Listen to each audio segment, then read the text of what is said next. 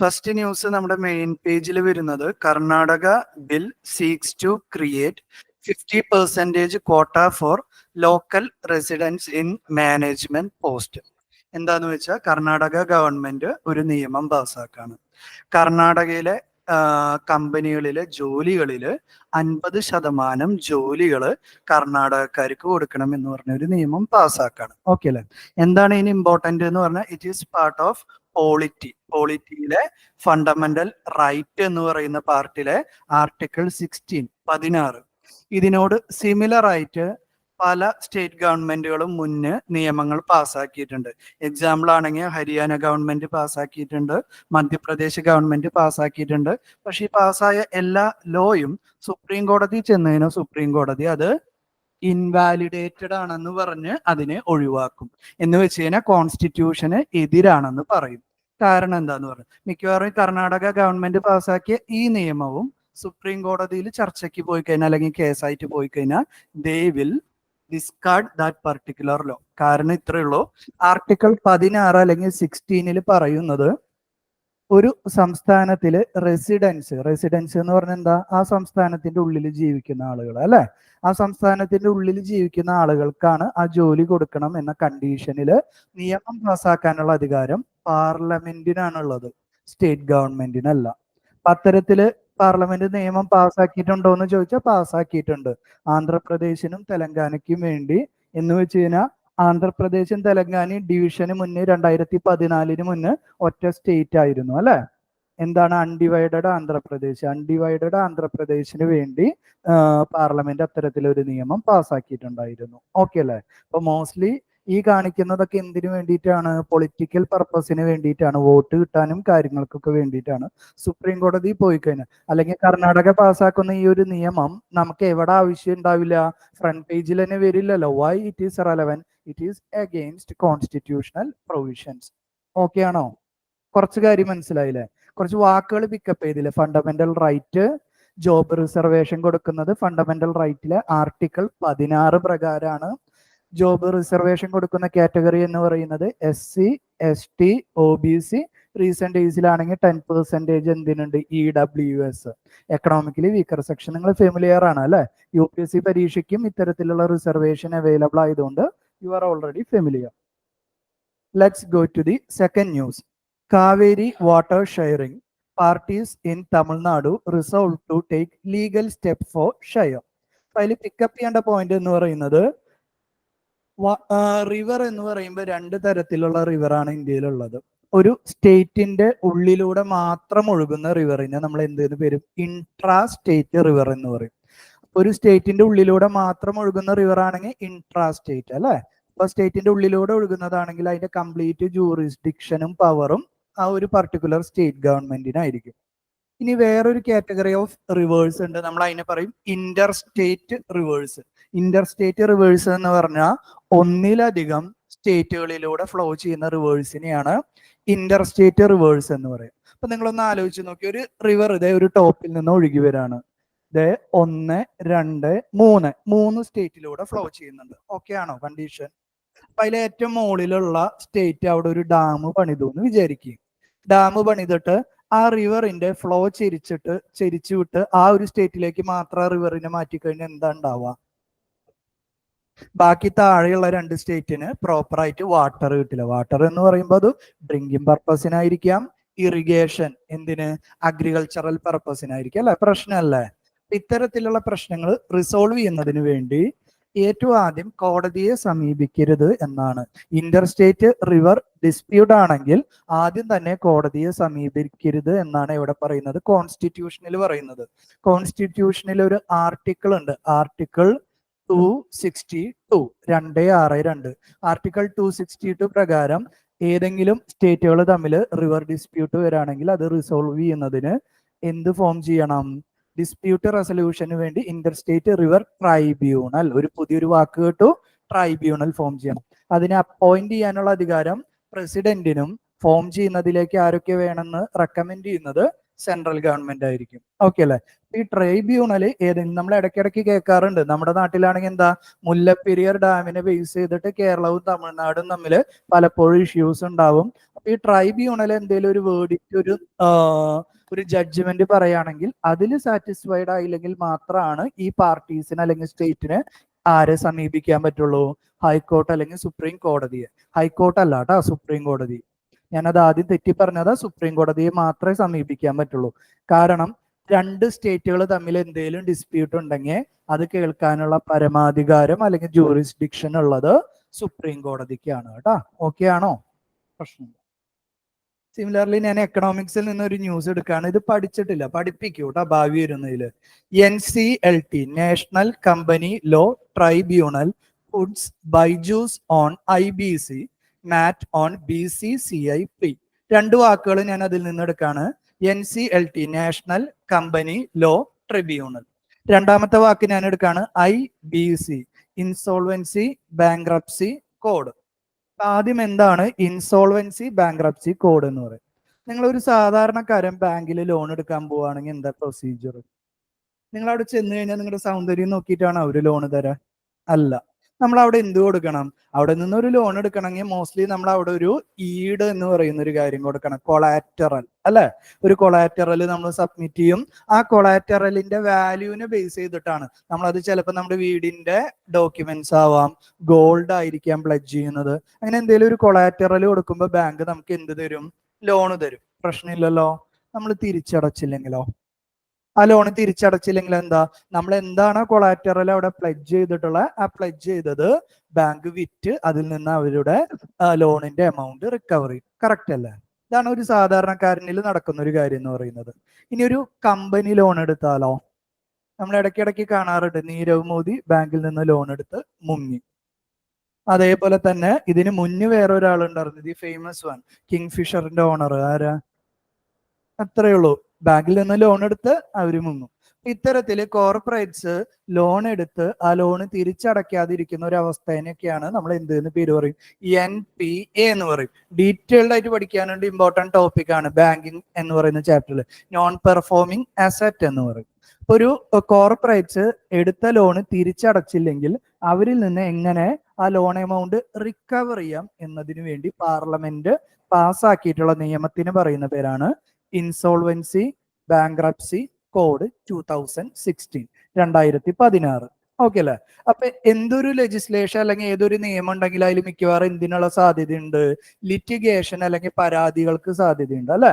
ഈ കമ്പനികളുമായി ബന്ധപ്പെട്ട് ഇത്തരം പരാതികളെ ഒരു സോൾവ് ചെയ്യുന്ന അല്ലെങ്കിൽ അഡ്ജൂഡിക്കേറ്റ് ചെയ്യുന്നതിന് വേണ്ടി കമ്പനി അമെൻമെന്റ് ആക്ട് 2013 പ്രകാരം ഫോം ചെയ്തിട്ടുള്ള ഒരു ഇൻസ്റ്റിറ്റ്യൂഷനാണ് നാഷണൽ കമ്പനി ലോ ട്രൈബ്യൂണൽ. അപ്പൊ കമ്പനികൾ തിരിച്ചടയ്ക്കുന്നതിന്റെ കാര്യം മാത്രമല്ല ഈ NCLT ചെയ്യുക, പല കമ്പനികളും മെർജ് ചെയ്യാറില്ലേ? എക്സാമ്പിൾ പറയുകയാണെങ്കിൽ ഫ്ലിപ്കാർട്ടിന് ആര് ഏറ്റെടുത്തിട്ടുണ്ടായിരുന്നു? ഇങ്ങനത്തെ കാര്യങ്ങളൊക്കെ നിങ്ങൾക്ക് അറിയാവുന്നത് കൊണ്ടാണ്. ഫ്ലിപ്കാർട്ടിന് വാൾമാർട്ട് ഏറ്റെടുത്തിട്ടുണ്ടായിരുന്നു അല്ലെ? വാൾമാർട്ട് എന്ന് പറയുന്നത് ഇന്ത്യൻ കമ്പനി അല്ലല്ലോ, US കമ്പനി അല്ലേ? ഒരു കമ്പനിയുടെ വേറൊരു കമ്പനി അക്വയർ ചെയ്യുന്ന സമയത്ത്, കാര്യങ്ങളൊക്കെ ചെയ്യുന്ന സമയത്ത് അതിന്റെ മെർജ് അല്ലെങ്കിൽ അക്യൂസിഷൻ അല്ലെങ്കിൽ ഡിവിഷൻ, അതുമായി ബന്ധപ്പെട്ട് എന്തെങ്കിലും ലിറ്റിഗേഷൻ അല്ലെങ്കിൽ പരാതികളൊക്കെ ഉണ്ടെങ്കിൽ അതിലൊക്കെ ഒരു തീർപ്പ് കൽപ്പിക്കുന്നതൊക്കെ ആരാണ്? NCLT ആണ്. ഓക്കെ അല്ലെ? വീണ്ടും ഞാൻ റിപ്പീറ്റ് ചെയ്യാണ്, ഇവരാണ് first point of litigation solve ചെയ്യുന്നത്. ഫൈനലി ഇത് പോയി അപ്പീൽ പോയി എവിടെ തന്നെ എത്തും? സുപ്രീം കോടതിയിൽ തന്നെ എത്തൂടാ. ഓക്കെ ആണോ? 3 ന്യൂസുകൾ. അപ്പൊ നമുക്ക് ഇന്നത്തെ ഡിസ്കഷനിലേക്ക് കിടക്കാം. നമുക്ക് ഒരു 2-3 സ്ലൈഡ് ഡിസ്കസ് ചെയ്തതിന് ഏത് ചാപ്റ്റർ തീരും? നമ്മുടെ നാഷണൽ അഗ്രിഗേറ്റർ എന്ന് പറയുന്ന ഒരു ചാപ്റ്റർ തീരും. അടുത്തത് നമ്മൾ ഇൻഫ്ലേഷൻ എന്ന് പറയുന്ന ഒരു ചാപ്റ്ററിലേക്ക് മൂവ് ചെയ്യും. ഓക്കെ ആണോ? നിങ്ങളോട് ഒരു കാര്യം പറയാനുള്ളത് എന്താന്ന് വെച്ച് കഴിഞ്ഞാൽ, ഇപ്പൊ നമ്മൾ ഞാനിവിടെ വന്ന് ക്ലാസ് എടുക്കുന്നുണ്ട്. എന്റെ ഒപ്പം പേരിൽ 3 അക്ഷരം ഉള്ളതൊന്നും നിങ്ങൾ കാര്യമാക്കാൻ നിൽക്കണ്ട. ഞാൻ പഠിപ്പിക്കുന്നത് നിങ്ങൾക്ക് കമ്മ്യൂണിക്കേറ്റ് ചെയ്യുന്നത് മനസ്സിലാവുന്നില്ലെങ്കിൽ അല്ലെങ്കിൽ എന്തെങ്കിലും കാര്യങ്ങളൊക്കെ ഉണ്ടെങ്കിൽ എപ്പോഴും നിങ്ങൾ ആരായിട്ട് കോൺടാക്ട് ചെയ്യണം? നിങ്ങളുടെ അക്കാഡമി ആയിട്ട് കോൺടാക്ട് ചെയ്യണം. ഞാനെന്ന് പറയുന്നത് എന്താ, വന്ന് ക്ലാസ് എടുത്ത് കാശ് മേടിച്ചു പോകുന്ന ആളല്ലേ. അൾട്ടിമേറ്റ്ലി നിങ്ങൾക്ക് എക്കണോമിക്സ് അറിയാനല്ലേ ക്ലാസ്സിലിരിക്കുന്നത്. എന്ത് ഫീഡ്ബാക്ക് ഉണ്ടെങ്കിലും നിങ്ങൾ കമ്മ്യൂണിക്കേറ്റ് ചെയ്യണം. ക്ലാസ് എടുക്കാൻ വരുന്നത് ആരാണോ, വലുതാണോ ചെറുതാണോ, ദാറ്റ് ഡസൻറ്റ് മാറ്റർ. നിങ്ങൾക്ക് എന്ത് കിട്ടണം? ക്ലാസ്സിലിരിക്കുമ്പോൾ കണ്ടന്റ് കിട്ടണം. എന്തെങ്കിലും കാര്യങ്ങൾ നിങ്ങൾക്ക് ബുദ്ധിമുട്ടുകളൊക്കെ ഫീൽ ചെയ്യുന്നുണ്ടെങ്കിൽ പ്രോപ്പറായിട്ട് നിങ്ങൾ എന്ത് ചെയ്യണം? അക്കാഡമിയെ കമ്മ്യൂണിക്കേറ്റ് ചെയ്യണം കേട്ടോ. ഓക്കെ അല്ലേ? അപ്പൊ എന്നെ സംബന്ധിച്ചിടത്തോളം എനിക്ക് എപ്പോഴും ക്രിറ്റിസിസം ഭയങ്കര ഇഷ്ടമാണ്, കാരണം I can improve myself. Okay, maximum ഞാൻ നിങ്ങൾക്ക് ഏറ്റവും എഫക്റ്റീവ് ആയിട്ട് പറഞ്ഞു തരാൻ നോക്കും. എന്തെങ്കിലുമൊക്കെ ബുദ്ധിമുട്ടുണ്ടെങ്കിൽ ജസ്റ്റ് കോൺടാക്ട് യു അക്കാഡമി, അല്ലെങ്കിൽ എന്നോട് പറഞ്ഞോളൂ. മനസ്സിലായോ? എന്നോട് എന്തെങ്കിലും പറയുമ്പോൾ ചീത്ത പറഞ്ഞ് ഓടിപ്പിക്കുന്നില്ല. I will take it positively. Okay, ഞാൻ ഇതോടുകൂടി 4-5 മാസത്തോടുകൂടി എന്റെ ടീച്ചിങ് എന്ന് പറയുന്ന കരിയർ തീരും. എനിക്ക് അപ്പുറത്ത് വേറെ പ്രൊഫഷൻ ഉണ്ടല്ലോ. ഞാനിപ്പോ ഒരു 8-10 വർഷമായിട്ട് ഞാൻ ചെയ്തുകൊണ്ടിരിക്കുന്ന ഒരു കാര്യമായിരുന്നു. ഇപ്പൊ ഇഷ്ടമുള്ളത് കൊണ്ടാണ് ഞാൻ ആക്ച്വലി ഇപ്പൊ ക്ലാസ് എടുക്കുന്നതിനേക്കാൾ എനിക്ക് നല്ല കാശ് കിട്ടുന്ന വേറെ പരിപാടിയുണ്ട്. മെയിൻസ് എന്നൊക്കെ പറഞ്ഞിട്ടുള്ള ഒരു സ്റ്റേജ് ഇല്ലേ, അതിന് പിള്ളേരൊന്ന് ഉപദേശിച്ച് വിട്ട ഒരു പേപ്പർ നോക്കി കൊടുത്തതിന് എനിക്ക് കിടിലം കാശ് കിട്ടും. അപ്പൊ അതിനേക്കാളും ടിപ്പിക്കലി എനിക്ക് കാശ് കുറവാണ്. എന്തിന്? ക്ലാസ് എടുക്കുമ്പോ എഫേർട്ടും കൂടുതലാണ്. പക്ഷെ ഞാനത് ചെയ്യുന്നത്, ഞാൻ ആ പ്രോസസ്സ് എൻജോയ് ചെയ്യുന്നത് കൊണ്ടാണ്. ജോലിക്ക് കയറി ഇത് നടക്കില്ല. അതെന്താണ്? ഗവൺമെന്റിൽ നിന്ന് സാലറി മേടിക്കുമ്പോൾ എനിക്ക് ഇത്തരം പരിപാടികളൊന്നും ചെയ്യാൻ പറ്റില്ല. എൻ്റെ ഒരു ലാസ്റ്റ് ഓപ്പർച്യൂണിറ്റി ആയതുകൊണ്ട് ഞാൻ ഈ പ്രോസസ്സ് എൻജോയ് ചെയ്തെടുക്കുന്നത്. അപ്പൊ നിങ്ങൾക്ക് അത് മാക്സിമം റിട്ടേൺ ഉണ്ടാവണം കേട്ടോ. എന്തെങ്കിലും കാര്യങ്ങളുണ്ടെങ്കിൽ എന്നോട് കമ്മ്യൂണിക്കേറ്റ് ചെയ്യാം, അല്ലെങ്കിൽ മാത്യു സാറിനോട് കമ്മ്യൂണിക്കേറ്റ് ചെയ്യാം കേട്ടോ. ഓക്കെ അല്ലേ? ഇപ്പൊ നമ്മൾ കഴിഞ്ഞ ക്ലാസ്സിൽ പറഞ്ഞു നിർത്തിയത് പ്രധാനപ്പെട്ട നാഷണൽ അഗ്രിഗേറ്റേഴ്സ് ആയിരുന്നു അല്ലെ. നമ്മൾ എന്തിനീ നാഷണൽ അഗ്രിഗേറ്റേഴ്സ് എന്ന് പറയുന്ന ഒരു ടോപ്പിക് പഠിക്കാനുള്ള കാരണം എന്ന് പറയുന്നത്, നമ്മുടെ നാട്ടിലെ എക്കണോമിയുടെ പ്രോഗ്രസ് മെഷർ ചെയ്യാൻ അല്ലെ. അപ്പൊ ഈ പ്രോഗ്രസ് മെഷർ ചെയ്ത് കഴിഞ്ഞാൽ നമ്മൾ അത് എങ്ങനെയാണ്, പ്രോഗ്രസ് ആണോ അല്ലെങ്കിൽ പ്രോഗ്രസ് ഇല്ലേ എന്ന് നമ്മൾ മനസ്സിലാക്കുക. We will compare the present financial year data with the previous financial year അല്ലെ. അത് നമ്മൾ റാൻഡ് ആയിട്ടാണോ കമ്പയർ ചെയ്യുക? അല്ല. ഈ പ്രസന്റ് ഫൈനാൻഷ്യൽ ഇയറിലെ Q1 അല്ലെങ്കിൽ Q1 പ്രീവിയസ് ഫൈനാൻഷ്യൽ ഇയറിലെ Q1 ആയിട്ട് കമ്പയർ ചെയ്യും. പ്രസന്റ് ഫൈനാൻഷ്യൽ ഇയറിലെ Q2 എന്ന് പറഞ്ഞാൽ എന്താ? Q1, Q2, Q3, Q4 കഴിഞ്ഞ ദിവസം പറഞ്ഞിരുന്നു അല്ലെ. പ്രസന്റ് ഫൈനാൻഷ്യൽ ഇയറിലെ Q2 പ്രീവിയസ് ഫൈനാൻഷ്യൽ ഇയറിലെ Q2മായി കമ്പയർ ചെയ്യും. പ്രസന്റ് ഫൈനാൻഷ്യൽ ഇയറിലെ Q3 പ്രീവിയസ് ഫൈനാൻഷ്യൽ ഇയറിലെ Q3 ആയിട്ട് കമ്പയർ ചെയ്യും. ആ കിട്ടുന്ന കമ്പാരിസൺ ആണ് നമുക്ക് എന്ത് തരാ? ആ വാല്യൂ ഇൻക്രീസ്ഡ് ആണെങ്കിൽ ഇറ്റ് റെപ്രസെന്റ് ഗ്രോത്ത്, ആ വാല്യൂ ഡിക്രീസിങ് ആണെങ്കിലോ നമ്മൾ അതിന് റിസഷൻ എന്ന് പറയുന്ന ഒരു വാക്കിലേക്ക് നമുക്ക് വരും. അപ്പൊ നമുക്ക് ഈ ടേമുകളൊക്കെ ഒന്ന് പരിചയപ്പെടാം. ഗ്രോത്ത്, റിസഷൻ, അതേപോലെയുള്ള ടേമുകളിലേക്ക് നമുക്ക് വരാം കേട്ടോ. അപ്പൊ ഞാൻ ഈ പറഞ്ഞു നിർത്തുന്നത് ബേസ് ഇയർ കൂടി ഒന്ന് ഇതിനുമായിട്ട് കണക്ട് ചെയ്ത് പറയാമോ? അത് ബേസ് ഇയർ നമ്മൾ കഴിഞ്ഞ ദിവസം പറഞ്ഞിരുന്നു. കമ്പാരിസൺ നടത്തുമ്പോൾ പ്രധാനപ്പെട്ട പ്രശ്നം എന്താ മക്കളെ? ഓരോ വർഷവും നമ്മൾ വാങ്ങുന്ന ഗുഡ്സിന്റെ വില, പ്രൈസ് കൂടിക്കൊണ്ടിരിക്കും അല്ലെ. കറക്റ്റ് അല്ലേ? ഇപ്പൊ നമ്മൾ റാൻഡ് ആയിട്ട് ഈ വർഷത്തെ വിലയിലാണ് നമ്മൾ GDP കാൽക്കുലേറ്റ് ചെയ്യുന്നതെങ്കിൽ എന്താണ് പ്രശ്നം? ആ ഡേറ്റ് എന്ന് പറയുന്നത് എന്തിന്റെ പ്രസന്റേഷൻ ആയിരിക്കില്ല? ആക്ച്വൽ പ്രൊഡക്ഷന്റെ പ്രസന്റേഷൻ ആയിരിക്കില്ല. അതിൽ എന്തും കൂടി ഇൻക്ലൂഡഡ് ആയിരിക്കും? ഇൻഫ്ലേഷൻ അല്ലെങ്കിൽ വിലക്കയറ്റം എന്ന് പറയുന്ന ഒരു കാര്യം കൂടി ഇൻക്ലൂഡഡ് ആയിരിക്കും. ആ വിലക്കയറ്റം അല്ലെങ്കിൽ ഇൻഫ്ലേഷൻ ഒഴിവാക്കുന്നതിന് വേണ്ടി നമ്മൾ എന്ത് ചെയ്യും? ഒരു പർട്ടിക്കുലർ ഇയറിലെ പ്രൈസ് വെച്ചിട്ടാണ് പിന്നീട് വരുന്ന എല്ലാ വർഷത്തിലെയും GDP കാൽക്കുലേറ്റ് ചെയ്യുക. അതിനെ നമ്മൾ വിളിച്ചിരുന്ന പേരാണ് റിയൽ GDP. ഈ വർഷത്തിലെ പ്രൈസ് എത്രയാണോ അത് വെച്ച് GDP കാൽക്കുലേറ്റ് ചെയ്യുന്നതിന് നമ്മൾ എന്തെന്ന് പേര്? Nominal GDP. അപ്പൊ why we are using base year? To counteract the effect of inflation. Inflation മാറ്റി നിർത്തിയാലാണ് നമുക്ക് യഥാർത്ഥത്തിൽ എന്ത് കണ്ടുപിടിക്കാൻ വേണ്ടി പറ്റുള്ളൂ? എത്രത്തോളം പ്രൊഡക്ഷൻ നടന്നു എന്ന് നമുക്ക് കണ്ടുപിടിക്കാൻ വേണ്ടി പറ്റുള്ളൂ. ഓക്കെ അല്ല? നമുക്ക് ഡയറക്റ്റ് ക്വസ്റ്റ്യൻ ഒന്നും ഇതിനെ ബേസ് ചെയ്ത് ചോദിക്കില്ല. പക്ഷെ നമുക്ക് ഇത് അറിയണം എന്തുകൊണ്ടാണ് നമ്മൾ ഓരോ കാര്യങ്ങളും ഉപയോഗിക്കുന്നതെന്ന് കേട്ടോ. ഓക്കെ അല്ല? Pro and counter cyclical policies. അപ്പൊ അത് ഇവിടെ നിൽക്കട്ടെ. ഇത് ഡിസ്കസ് ചെയ്യണമെങ്കിൽ ഞാൻ 1-2 ഗ്രാഫുകൾ ഇവിടെ കാണിച്ചു തരാം. ഇങ്ങോട്ട് നോക്കി. ഒരു എക്കണോമിയിൽ എങ്ങനെയാണ് ഒരു ബിസിനസ് സൈക്കിൾ അല്ലെങ്കിൽ പ്രൊഡക്ഷൻ വർക്ക് ചെയ്യുന്നതെന്നാണ്. ജനറലി ഒരു എക്കണോമി എടുക്കുകയാണെങ്കിൽ ഒരു ബിസിനസിന്റെ ഫങ്ഷനിങ് എന്ന് പറയുന്നത് സംതിങ് ലൈക്ക് ദിസ് ആയിരിക്കും. എന്ന് വെച്ചാൽ എന്തായിരിക്കും? ഒരു ബിസിനസ് ഫങ്ഷൻ ചെയ്യുന്നു എന്ന് പറയുമ്പോൾ, അല്ലെങ്കിൽ ഒരു എക്കണോമി ഫങ്ഷൻ ചെയ്യുന്നു എന്ന് പറയുമ്പോൾ അവിടെ പ്രൊഡക്ഷൻ നടക്കും. പ്രൊഡക്ഷൻ നടക്കുമ്പോൾ കമ്പനികൾ ഗ്രോത്ത് ഉണ്ടാവും. പക്ഷെ ഒരിക്കലും നമുക്ക് എന്ത് പ്രതീക്ഷിക്കാൻ പറ്റില്ല? ഗ്രോത്ത് ഉണ്ടായി അത് എങ്ങനെ പോവില്ല? ലീനിയർ ആയിട്ടുള്ള ഒരു പ്രോഗ്രഷൻ ലൈക്ക് ദിസ്. ഇങ്ങനെ ഒരു ലീനിയർ ആയിട്ടുള്ള പ്രോഗ്രഷൻ ഒരു കാലത്തും സംഭവിക്കില്ല.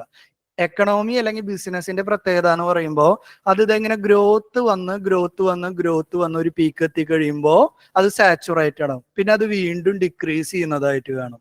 ഡിക്രീസ് ചെയ്യുമ്പോൾ എന്തുണ്ടാവും? ഒബ്വിയസ്ലി ഇത് എക്കണോമിക്ക് മോശമല്ലേ? ഗ്രോത്ത് നടക്കുന്നില്ല എന്ന് പറയുമ്പോൾ അതിന്റെ അതർ സൈഡും കൂടി നിങ്ങൾ മനസ്സിലാക്കണം. എക്കണോമിയിൽ ഗ്രോത്ത് കുറവാന്ന് പറഞ്ഞാൽ ആളുകൾക്ക് ജോലി ഉണ്ടാവില്ല. That is unemployment would be ഹൈയോ. അതേപോലെ ആളുകളുടെ കയ്യിൽ പൈസ ഉണ്ടാവില്ല. പൈസ ഇല്ല എന്ന് പറഞ്ഞു കഴിഞ്ഞാൽ അവിടെ മോണറ്റൈസേഷൻ അല്ലെങ്കിൽ മോണറ്ററി റിസോഴ്സസ് കുറവായിരിക്കും. അതുപോലെ തന്നെ അടുത്തൊരു ഇമ്പോർട്ടന്റ് ആയിട്ടുള്ള ഇഷ്യൂ എന്ന് പറയുന്നത് ആളുകളുടെ കയ്യിൽ പൈസ ഇല്ലെങ്കിൽ എന്താ സംഭവിക്കുക? ഇൻഫ്ലേഷൻ എന്ന് പറയുന്ന ഒരു ഫിനോമിന അല്ലെങ്കിൽ വിലക്കയറ്റം ഒന്നുകൂടി കൂടും. Ultimately it will lead to poverty. അപ്പൊ ഗവൺമെന്റ് അവിടെ ഇടപെടും. അതേപോലെ തന്നെ central bank, reserve bank of India ഇടപെടും.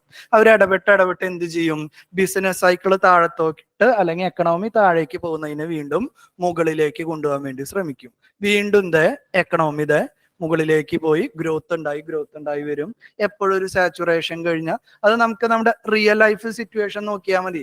2017, 18, 19 ഒരു പകുതി വരെയൊക്കെ ഇന്ത്യക്ക് അത്യാവശ്യം നല്ല തരത്തില് എക്കണോമിക് ഗ്രോത്ത് ആയിട്ട് ഇങ്ങനെ പോവായിരുന്നു. അപ്പോഴാണ് എന്ത് സംഭവിച്ചത്? ഒബ്വിയസ്ലി കോവിഡ്-19 വന്നു, ലോക്ക്ഡൗൺ വന്നു, പല പ്രശ്നങ്ങൾ വന്നു. നമ്മുടെ എക്കണോമി എന്തുണ്ടായി? പ്രൊഡക്ഷൻ കുറഞ്ഞു. എന്ന് വെച്ചാൽ ഗവൺമെന്റിന്റെ റവന്യൂ കുറഞ്ഞു, എക്സ്പെൻഡിച്ചർ കൂടി അത് താഴേക്ക് പോയി. കോവിഡ് ഏകദേശം വിഡ്രോ ചെയ്തപ്പോൾ ഗവൺമെന്റ് വീണ്ടും എന്ത് ചെയ്യാൻ തുടങ്ങി? കുറെ പോളിസീസ്, സെൻട്രൽ ബാങ്ക് കുറെ പോളിസീസ് ഇൻട്രൊഡ്യൂസ് ചെയ്ത് എക്കണോമിയെ, ഞാനൊരു വാക്ക് പറയാണ്, റിവൈവ് ചെയ്യാൻ വേണ്ടി ശ്രമിച്ചു. റിവൈവ് ചെയ്യാന്ന് പറഞ്ഞാൽ അതിന്റെ അർത്ഥം എന്താ? താഴേക്ക് പോകുന്ന അല്ലെങ്കിൽ റെഡ്യൂസ്ഡ് ഗ്രോത്തിനെ അപ്പർ ഗ്രോത്തിലേക്ക് ലീഡ് ചെയ്യുന്ന പ്രോസസ് അല്ലെ? അപ്പൊ എപ്പോഴും നമ്മുടെ എക്കണോമിയിൽ ഒരു അപ്പ് ഉണ്ടായിരിക്കും, ഒരു ഡൗൺ ഉണ്ടായിരിക്കും. ഇതുവരെ ഓക്കെ ആണോ? ഇനി പറയുന്ന ഒരു കാര്യം ശ്രദ്ധിച്ചു കേട്ടോ. അപ്പൊ ഈ അപ്പ് ഉണ്ടാവുന്ന സമയത്ത് നമ്മുടെ എക്കണോമിയിലുള്ള അല്ലെങ്കിൽ ഒരു എക്കണോമിസ്റ്റിന് അറിയാം എക്കണോമിയിൽ ഇങ്ങനെ ഒരു ബൂം അല്ലെങ്കിൽ അപ്വേർഡ് ഗ്രോത്ത് എന്നുണ്ടെങ്കിൽ ഇൻ നിയർ ഫ്യൂച്ചർ എന്ത് എക്സ്പെക്ട്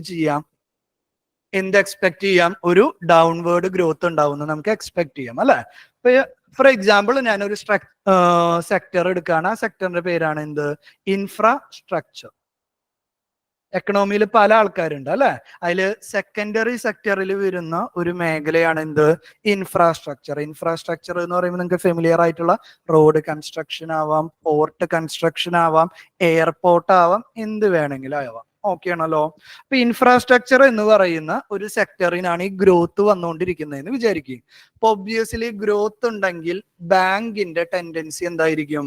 ഗ്രോത്ത് ഉള്ള സെക്ടർ ആണെങ്കിൽ ലോൺ അവർക്ക് കൊടുത്താൽ അവർ തിരിച്ച് ലോൺ അടയ്ക്കുമെന്നല്ലേ ഒരു പ്രതീക്ഷ. ഇതുവരെ ഓക്കെ ആണോ? ഗ്രോത്ത് ഉള്ള സെക്ടർ ആണെങ്കിൽ ബാങ്ക് എന്താണ് എക്സ്പെക്ട് ചെയ്യുക?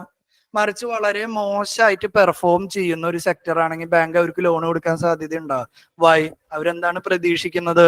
ആ പർട്ടിക്കുലർ സെക്ടർ പൈസ തിരിച്ചടക്കില്ല എന്ന്. കറക്റ്റ് അല്ലേ? ഇപ്പൊ ഇൻഫ്രാസ്ട്രക്ചറിന് ഇപ്പൊ അത്യാവശ്യം ഗ്രോത്ത് ഉണ്ട്. ഇപ്പൊ ഇൻഫ്രാസ്ട്രക്ചർ കമ്പനി ബാങ്കിനെ സമീപിച്ചതിന് എന്താ ഉണ്ടാവുക? Definitely they will provide with loans അല്ലെ? അപ്പൊ ബാങ്ക് ലോൺ പ്രൊവൈഡ് ചെയ്യുന്ന ആ ഇൻഫ്രാസ്ട്രക്ചർ കമ്പനി എന്താ ചെയ്യുക? ഇൻവെസ്റ്റ് ചെയ്യും. കറക്റ്റ് ആണോ? ഇൻവെസ്റ്റ് ചെയ്യും, വീണ്ടും ഇൻഫ്രാസ്ട്രക്ചർ ക്രിയേറ്റ് ചെയ്യും. പക്ഷെ ഈ ഗ്രോത്ത് എന്ന് പറയുന്നത് അങ്ങനെ ലീനിയർ ആയിട്ട് മോളിൽ പോവോ? കുറച്ച് കഴിയുമ്പോ എന്താ ഉണ്ടാവുക? ഗ്രോത്ത് ഡിക്രീസ് ചെയ്യും, താഴേക്ക് വരില്ലേ? അപ്പൊ എന്താ മക്കളെ സംഭവിക്കുക? ഗ്രോത്ത് ഡിക്രീസ് ചെയ്യുമ്പോ ഇൻഫ്രാസ്ട്രക്ചറിന് they won't be in a capacity to repay their loans. ശരിയല്ലേ? അപ്പോ ബാങ്ക് കയ്യിലുള്ള എല്ലാ ക്യാപിറ്റലും എടുത്ത് ബൂമിന്റെ സമയത്ത് അല്ലെങ്കിൽ ഗ്രോത്തിന്റെ സമയത്ത് ഇൻഫ്രാസ്ട്രക്ചറിന് കൊടുത്തു കഴിഞ്ഞാൽ എന്താ സംഭവിക്കുക? കുറച്ച് കഴിയുമ്പോൾ ഇൻഫ്രാസ്ട്രക്ചർ ഡൗൺ ആവും. ആ മേഖല ഡൗൺ ആവുമ്പോൾ അവർക്ക് ലോണ് തിരിച്ചടയ്ക്കാൻ പറ്റാതാവില്ലേ? ലോണ് തിരിച്ചടയ്ക്കാൻ പറ്റാതായി കഴിഞ്ഞാൽ ബാങ്കിന്റെ ലോൺ എന്ന് പറയുന്നത് എന്താ? നിങ്ങൾ ഓരോരുത്തരും ബാങ്കിൽ ഇൻവെസ്റ്റ് ചെയ്തിട്ടുള്ള ഡെപ്പോസിറ്റ് ആണ്. ഈ കമ്പനികളൊന്നും തിരിച്ചടയ്ക്കാതായി കഴിഞ്ഞാൽ എന്താ ഉണ്ടാവുക? നിങ്ങൾ പറയും. തിരിച്ചടയ്ക്കാതായി കഴിഞ്ഞാൽ ബാങ്കിന് റീപേ ചെയ്യാൻ പറ്റുമോ നിങ്ങളിലേക്ക്? ഇല്ലല്ലോ. എൻറ്റയർ സിസ്റ്റം, നിങ്ങൾക്ക് കാശ് കിട്ടില്ല, ബാങ്ക് പൊളിയും, മൊത്തത്തിൽ പ്രശ്നങ്ങൾ ഉണ്ടാവും. കറക്റ്റ് അല്ലേ? അപ്പൊ നമ്മൾ എപ്പോഴും ചെയ്യുന്ന കാര്യം എന്ന് പറയുന്നത്, ഒരു എക്കണോമിയിൽ ഗ്രോത്ത് ഉണ്ടെങ്കിൽ നമ്മൾ അടുത്തത് എന്താണ് എക്സ്പെക്ട് ചെയ്യുന്നത്? അതിന് നെഗറ്റീവ് ഗ്രോത്ത് ഉണ്ടാവുന്നതായിട്ട് നമ്മൾ എക്സ്പെക്ട് ചെയ്യും. അപ്പൊ ഗ്രോത്ത് വല്ലാതെ ഹയർ ആയി പോകുമ്പോൾ നമ്മൾ അതിനൊന്ന് ഡൗൺ ചെയ്യാൻ വേണ്ടി ഗവൺമെന്റ് അല്ലെങ്കിൽ റിസർവ് ബാങ്ക് ഓഫ് ഇന്ത്യ ചില മെഷേഴ്സ് എടുക്കും.